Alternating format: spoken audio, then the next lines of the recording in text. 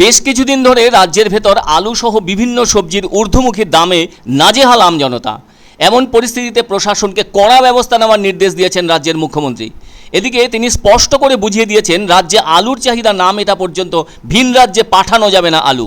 আর তাই মুখ্যমন্ত্রী সেই নির্দেশ পেয়েই পশ্চিম বর্ধমান জেলার আসানসোলের বাংলা ঝাড়খণ্ড সীমানার ডুবুরডিহি চেকপোস্টে একাধিক আলু বোঝাই ট্রাক আটকে দিল চৌরঙ্গি ফাঁড়ির পুলিশ ও কুলটি ট্রাফিক গার্ডের পুলিশ। আর তাই আলু বোঝাই ট্রাকগুলিকে আটকে ডুবুরডিহি চেকপোস্ট থেকে ঘুরিয়ে দেওয়া হলো বাংলার দিকে। এ ব্যাপারে ট্রাক চালকেরা বলেন তারা ওই চেকপোস্টে 3 দিন ধরে দাঁড়িয়ে রয়েছেন আলু বোঝাই ট্রাক নিয়ে। এদিকে বৃষ্টির কথা মাথায় রেখে ত্রিপল দিয়ে গাড়ি ঢাকতে হয়েছে তাদের। তাতে মাঝে মাঝে রোদ উঠলে ভ্যাপসা গরমে আলু নষ্ট হয়েও যেতে পারে বলে অভিমত ট্রাক চালকদের, যে কারণে আলু নিয়ে তারা ভীষণই উদ্বিগ্ন হয়ে আছেন।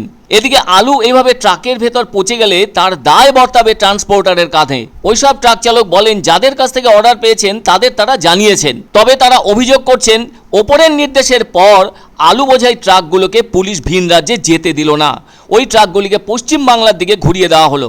যেহেতু এতগুলো আলুর ট্রাক ভিন রাজ্যে পুলিশ যেতে দিল না, সে কারণে আলুর দাম বাজারে কিছুটা কমলেও কমতে পারে। আর তাই ওখানকার স্থানীয় বাসিন্দারা পুলিশের ওই কাজকে কুর্নিশ জানিয়েছেন।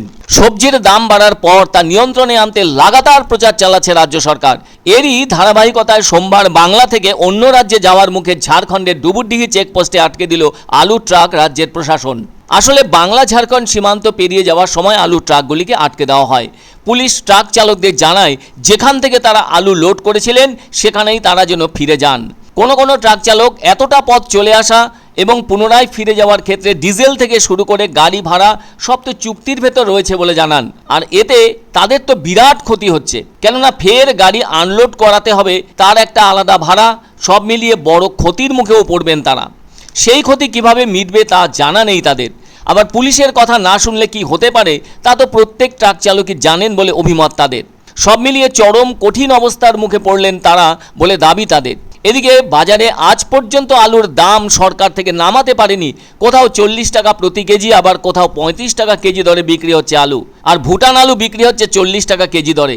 অন্যদিকে রাজ্য সরকারের উদ্যোগে সুফল বাংলার স্টল থেকে আলু বিক্রি করা হচ্ছে 28 টাকা প্রতি কেজি দরে। কিন্তু সেখানে তো আবার বাছাবাছি চলে না, ওই স্টল থেকে যা দেওয়া হবে সেটাই নিতে হবে। বাজারে আবার বেছে বেছে নেওয়া যায় আলু।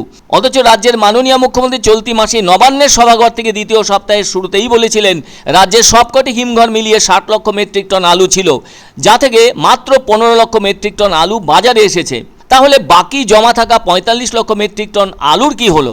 আজ পর্যন্ত আলুর দাম বাড়ার কোনো রহস্য সরকার থেকে উদ্ঘাটন করা সম্ভবপর হয়নি বলে অভিমত আমজনতার। অন্য গাড়ি ফাঁক করে ফিরেই চলে যাচ্ছে, দালাল তো ঘুরে বেড়াচ্ছে। আমরা তো কথা বলিনি দালালের সাথে, এই তো দাঁড়িয়ে আছি আমরা, এটাই অসুবিধা।